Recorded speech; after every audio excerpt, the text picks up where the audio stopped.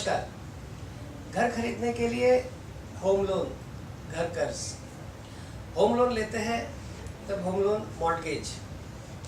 Mortgage के बारे में सबने सुना है, लेकिन रिवर्स मॉर्टगेज, रिवर्स मॉर्टगेज एक ऐसा फाइनेंशियल प्रोडक्ट है जो आपको घर से कमाई करा देता है, ना कि आप अपनी पूंजी लगा के घर लें। रिवर्स मॉर्टगेज एक ऐसा प्रोडक्ट है जो कि इंडिया में इतना प्रसिद्ध नहीं हो पाया।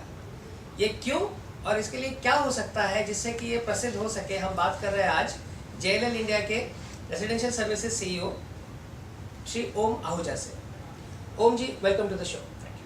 सर, आप पहले ये बताएं कि जब होम लोन लेते हैं और जो मॉर्टगेज होता है, what is the connection between the two? देखिए, मॉर्टगेज जो होता है, आप जो एसेट ले रहे हैं वो एसेट के सामने आप बैंक फाइनेंस अवेल कर रहे हैं। जो आपकी खुद की फंडिंग होती है और जो एसेट की प्राइस होती है, उसके बीच में जो गैप होता है उसको आप अवेल करते हैं, उसको होता है मॉर्टगेज। जी। जो मॉर्टगेज डिस्बर्स होता है, बैंक जो डिस्बर्स करती है वो स्पेसिफिक रेट पे करती है। उसमें दो टाइप के रेट होते हैं, फिक्स्ड रेट लोन और एक होता है वेरिएबल रेट लोन। तो फिक्स्ड रेट लोन होता है वो स्पेसिफिक ड्यूरेशन का स्पेसिफिक रेट पे वो डिस्बर्स होता है। जो फ्लोटिंग होता है, over a period of time interest rates ऊपर जाते हैं नीचे जाते हैं, उस हिसाब से वो फ्लोटिंग रेट एडजस्ट होता रहता है। जी। तो आज के माहौल में floating rate would be ideal scenario, because fixed rate जो सिनेरियो होता है वो उस टाइम पे अवेल किया जाता है जब इंटरेस्ट रेट सबसे लोएस्ट दर पे होते हैं। आज के दिन जो है interest rates are basically at a high level where government is trying to bring down the interest rates low, so it is always advantages to take a floating rate loan. आगे जाके जैसे इंटरेस्ट रेट्स नीचे जाएंगे तो customer का burden जो होता है वो रिड्यूस होएगा। सर, एक बात मैं ये पूछना चाहूँगा कि हम लोग मॉर्टगेज शब्द का जो इस्तेमाल करते हैं, exactly what does mortgage mean? Mortgage means the apartment or the land or the house what you're buying, which is basically pledged with the bank.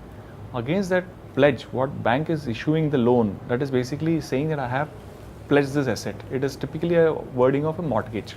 यानी कि जैसा हम कहते हैं किसी भी चीज़ को गिरवी रखना, Correct. कॉमन लैंग्वेज में अगर कहें तो मतलब आप जब घर खरीदते हैं और घर खरीदने के लिए गैप जो रहता है ओन फंड्स और टोटल प्राइस के बीच में, उसको ब्रिज करने के लिए जो लोन लिया जाता है, Correct. उस लोन को देने के लिए होम फाइनेंस कंपनी या तो बैंक जो होती है, जो चीज़ गिरवी रखती है वो खुद प्रॉपर्टी होती है। Correct. राइट। तो सर, मॉर्टगेज के बारे में आपने बताया कि होम लोन्स के दो प्रकार होते हैं, वेरिएबल और फिक्स्ड। अब दोनों केसेस में there is a mortgage in the picture, which is why the loan is sanctioned in the first place. Sir, आप ये बताएं कि नॉर्मली जब आप लोन लेते हैं, मॉर्टगेज होता है, तो उसको उतारते कैसे हैं? देखिए, बैंक जो होती है वो आपके फाइनेंशियल स्ट्रेंथ के ऊपर लोन डिस्बर्स करती है। आपका financial strength, various types of financial strength होते हैं। आपका इनकम टैक्स रिटर्न देखा जाता है, आपके पास एसेट्स देखे जाते हैं, आप लोग लोन सर्विस कर सकते हैं। कैसे लोन सर्विस करेंगे, आपकी मंथली इनकम कितनी है, वो बेसिस पे काफ़ी सारे पैरामीटर्स होते हैं जो क्रेडिट डिपार्टमेंट बैंक का जो होता है वो चेक करता है कि ये जो लोन बोरोवर है इनकी कैपेसिटी है रीपे करने की। जी।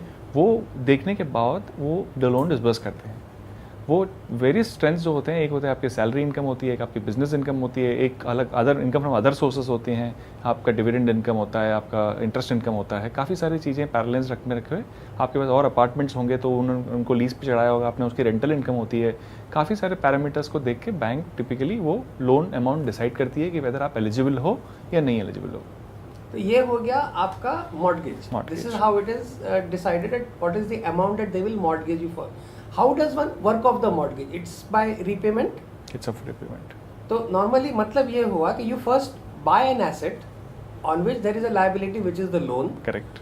जो कि मॉर्टगेज के रूप में होता है। उसको आप EMI चुकाते चलते हैं, वैसे आपका मॉर्टगेज कम होते जाता है till finally you reach the stage where the mortgage ends. Absolutely. यानी आपने मॉर्टगेज के रास्ते एक एसेट क्रिएट किया EMI चुका के। करेक्ट। अब सर, जो रिवर्स मॉर्टगेज प्रोडक्ट है, what is the difference between a normal mortgage product and a reverse mortgage product? देखिए, रिवर्स मॉर्टगेज प्रोडक्ट जो है it's more a westernized culture product, wherein आप जो एसेट्स बनाते हैं आपके रिटायरमेंट के टाइम पे वो एसेट्स आपको पैसे दे, वो कॉन्सेप्ट जो होता है वो मॉर्टगेज का रिवर्स कॉन्सेप्ट है, इसलिए उसको रिवर्स मॉर्टगेज किया जाता है। फॉर एग्जांपल, आपको सिंपल एग्जांपल बताते हैं कि अगर आपका घर है, वो आज के दिन आपको बेसिकली रहने के लिए आप समझ लीजिए आप उसको लोन भरते हुए घर आपका फ्री हो जाता है 10-15 साल के अंदर। आप जब रिटायर होते हैं उस टाइम पे आपको इनकम जो होती है, सैलरी इनकम रहती नहीं है। तो सैलरी इनकम नहीं रहती है तो आपको रिटायरमेंट इनकम जो होती है बहुत ही लो रहती है। वो रिटायरमेंट लो इनकम होने के कारण अगर वो एसेट जो है हमारे पास, जो अगर वो बैंक को अगर आप रिवर्स मॉर्टगेज लेते हैं, बैंक उसके सामने आपको हर मंथ इनकम देती है। वो बैंक वो एसेट उठाती है, और उसको आगे जाके बेसिकली वो बैंक उसके सामने उसको रेंट पे चढ़ाती है या तो उसको यूटिलाइज करती है फॉर देयर फाइनेंशियल मॉडलिंग। यानी कि नॉर्मल केस में जब हम मॉर्टगेज देखते हैं तो जहाँ नहीं है आपका वहाँ से घर जो है आपका बनता है। यहाँ पे स्थिति उल्टी है कि घर आपका है, उसमें कोई एनकम्ब्रेंस लोन आउटस्टैंडिंग नहीं है। करेक्ट। समझ लीजिए आपका घर जो है, समझ लीजिए लाख रुपए का घर है आपका जी। वो लाख रुपए का घर है। अगर आप समझ लीजिए आपकी एज आज के दिन 50 ईयर्स की है, 55 ईयर्स की एज है, आप समझ लीजिए बैंक एज्यूम करती है आप समझ लीजिए 100 साल तक जिंदा रहेंगे। 55 माइनस 100 तो आपका 45 ईयर्स का लोन ड्यूरेशन होता है जी। आपका घर जो है वही समझ लीजिए लाख रुपए का, लाख रुपए डिवाइडेड बाई 45 मंथ्स 45 ईयर्स, जितना आपका ईएमआई बनता है वो बैंक आपको देती है। जिस दिन समझ लीजिए आपका स्वर्गवास होता है उसके बाद वो जो एसेट है बैंक वो बेचेगी और उसका एनकैश करके वो आपका लोन के सामने रफा दफा करती है। अगर स्थिति ये हुई कि जो बैंक का टेन्योर था वो पूरा हो जाता है but the person is still alive, उस स्टेट में क्या होता है? देखिए इट्स अ वेरी, आप एक्सेप्शंस की बात कर रहे हैं। नॉर्मली बैंक जो होती है उनके कैलकुलेशन के हिसाब से वो देखते हैं कि 100 average life is basically around 100। तो ऐसे कंडीशंस में वो काफ़ी सारे डॉक्यूमेंटेशन इंश्योर करती है कि डॉक्यूमेंटेशन इज प्रॉपर। यानी कि अगर आपका पीरियड खत्म हो गया, जो tenure of the reverse mortgage ends, you are still alive, which as I said is an exception. Those are exceptions. But in that case, you wouldn't be dispossessed. They would still let you stay on. No, there will be dispossessment as per the documentation. यानी कि जिस system के हिसाब से आपको वो loan दिया गया है, क्योंकि essentially reverse mortgage ends up being a loan. It's being a loan against your asset which will be disposed of after your death. एक तरह से ये भी कह सकते हैं, सिंपल अगर समझाना हो कि आपके घर का कॉस्ट इंस्टॉलमेंट में आपको हर महीने मिलता है। करेक्ट। जिससे रिटायर्ड व्यक्ति जो है अपनी डे टू डे एक्सपेंसेस को मीट कर सकता है।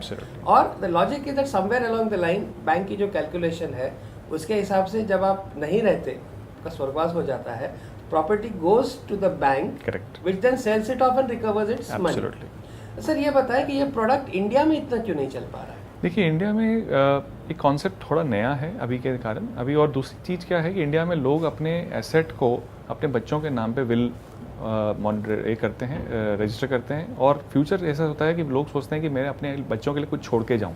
जी। वेयरएज़ वेस्टर्न कंट्रीज़ में क्या होता है कि अपनी वेल्थ एंजॉय करने के चक्कर में लोग बोलते हैं मैं अपनी एंजॉय करूँ और जितना मेरे पास पैसा है मैं जितना जब तक जिंदा हूँ तब तक एंजॉय करके जाऊँ, बिकॉज वहाँ पे काफ़ी सारी जो सोशल सिक्योरिटी बेनिफिट्स होती हैं गवर्नमेंट की तरफ से, आपकी मेडिकल टेकन केयर ऑफ होती है, आपकी हेल्थ के चक्कर में सब कुछ everything is taken care of. अगर आप अनएम्प्लॉयड हो तो बेसिकली आपको उसमें भी गवर्नमेंट का भत्ता मिलता है। तो वहाँ पे थोड़ा कल्चर जो है, लाइफ कल्चर जो काफ़ी डिफरेंट है, इंडिया में काफ़ी डिफरेंट है। वहाँ पे जो है लोग सेव नहीं करते हैं टू ग्रेट एक्सटेंट, सोचते हैं कि मेरा घर है वो मेरा फाइनल सेविंग है, मैं आगे let me use it for my self. यानी कि पाश्चात्य संस्कृति के हिसाब से आई मी माई सेल्फ वाली लॉजिक, करेक्ट, उसमें ये प्रोडक्ट सही चलता है। इंडिया के इसमें थोड़ा फर्क रहता है because the idea is to pass it on to the next generation. इसी पॉइंट पे हम आगे बात करते हैं, लेकिन एक छोटे से ब्रेक के बाद, कहीं जाइएगा नहीं। Welcome back. हम बात कर रहे हैं JLL इंडिया के ओम आहूजा से। ओम जी, आप ये बताएं कि अगर इंडियन कल्चर आहिस्ते आहिस्ते कम होते जा रहा है और एक माहौल देखा जा रहा है कि पाश्चात्य संस्कृति को हम अपना रहे हैं, पहनावा हुआ, रहन सहन हुआ, उन सारी चीज़ों में, तो क्या ये घर के मामले में भी आने के चांसेस हैं? देखिए ये कल्चर इशू है, rather than saying that overnight आपका चेंज होगा। जो देखा गया है हिंदुस्तान और चाइना में दो चीज़ देखी गई है कि यहाँ पे रियल एस्टेट और गोल्ड जो होता है बहुत ही आदमी के क्लोज होता है जी। ये पॉजिटिव एसेट्स होते हैं, एसेट्स होते हैं जो बनाए जाते हैं कि अपनी फ्यूचर जनरेशन को देने के लिए। ये शायद इतना जल्दी चेंज नहीं होगा, बट जरूर होना तो I think it will happen in next 10-20 years. It is possible that it may happen in next 25 years, but at this point of time looks at least for next 5-7 years it looks that people are still continuing the profession और continuing the tradition what they are continuing it. Om ji, पहले India में ये होता था कि बुजुर्ग होते थे, वो जॉइंट फैमिली में उनका ख्याल रखा जाता था। अब जिस तरह से फैमिलीज न्यूक्लियर होते जा रहे हैं कि हस्बैंड वाइफ अलग हो जाते हैं, ग्रैंड पेरेंट्स जो है अपने हिसाब से रहते हैं, you have a situation where they are not being taken care of. अब अपने यहाँ रिटायरमेंट होम्स का कल्चर भी नहीं है, so you have a situation where you may have may be one of the parents is no more, just one grand parent is surviving in a old house, children and the next generation are not there to look after them. तो उनके पास option यही है कि या तो वृद्धाश्रम में चले जाए रिटायरमेंट होम्स जो अगेन वेस्टर्न कंसेप्ट है वो हमारे यहाँ चल नहीं रहा। रिटायरमेंट होम्स भी काफ़ी पिकअप हुए हैं, काफ़ी लास्ट एक डिकेड में आप देखेंगे उसमें स्पेसिफिक कंपनीज आई हैं जो इसमें स्पेशलाइज करती हैं। आप देखेंगे आशियाना हाउसिंग है, उनका स्पेशलाइजेशन ही रिटायरमेंट होम्स है, और आपको ताजुब होगा कि बहुत ही सक्सेसफुल मॉडल हुआ है। और आज के दिन हम देख रहे हैं परांज पे जो है पूना में, उनका भी काफ़ी अच्छा कॉन्सेप्ट है रिटायरमेंट होम्स का। They are expanding to Bangalore now.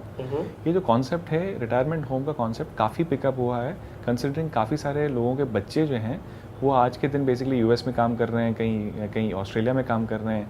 तो उनके पेरेंट्स जो यहाँ हैं हिंदुस्तान में, वो जो वहाँ नहीं जाना चाहते हैं, तो उनके लिए आज वो काफ़ी सारे लोग जो हैं, जो बच्चे हैं, उनको उनके पेरेंट्स के लिए रिटायरमेंट होम खरीद रहे हैं। वो कम्युनिटी लिविंग के कॉन्सेप्ट से खरीद रहे हैं, और काफ़ी सारे सक्सेसफुल कॉन्सेप्ट्स देखे जा रहे हैं आज के दिन इम्प्लीमेंटेड। तो ये कॉन्सेप्ट जो है काफ़ी फास्ट पिकअप हुआ है as against reverse mortgage. But retirement homes is a concept which we believe आगे जाके नेक्स्ट 2-3 साल में आप देखेंगे काफ़ी सक्सेसफुल होंगे। But retirement home still is children buying something for their parents. There's a trend currently being seen, but there is a possibility that people will start buying their own retirement homes very shortly. मतलब ये हो सकता है कि इस समय शहर के बीच किसी एरिया में रहते हो, उस घर को बेच के वो रिटायरमेंट होम में चले जाए, which may be at some distance from the city, but with all the facilities and backup that they may require. Absolutely. तो एक तरह से ये भी कह सकते हैं कि अगर रिवर्स मॉर्टगेज सक्सेस नहीं हो पाए फॉर द नेक्स्ट 20-25 years, ये बात ज़रूर है कि retirement homes definitely seems to be having a brighter future. Absolutely, very bright future. There are companies like Max India, which is again a very large company in terms of insurance, in terms of financial world. They have also entered into the space. There is a space in Dehradun they have taken up, and it's a very interesting concept. A lot of people are going for it. यानी कि India में reverse mortgage एक cultural barrier की वजह से take off नहीं हो पा रहा, और हम ये देख रहे हैं कि ये टेक ऑफ ना होते हुए रिटायरमेंट होम्स का कंसेप्ट जो है वो आहिस्ते आहिस्ते चलन लेता जा रहा है। People are accepting the concept of retirement homes, which basically means that as Indians we like to create another home even if it be retirement home, rather than give your own property to the bank in form of reverse mortgage. Absolutely. Om ji, आपने हमसे बात की, उसके लिए very very thankful to you. Thank you so much. Thank you. ये थे CEO residential services JLL India Shri Om Ahuja, जिन्होंने बखूबी हमें बताया कि रिवर्स मॉर्टगेज किस वजह से नहीं चल पा रहा, कल्चरल इश्यूज जो है, और इसके चलते किस तरह से दूसरा प्रोडक्ट रिटायरमेंट होम्स काफ़ी हद तक सक्सेसफुल हो रहा है। इसके बाद अगले विषय पर हम बात करेंगे अगले एक्सपर्ट के साथ अगले प्रोग्राम में। तब तक के लिए thank you and good bye.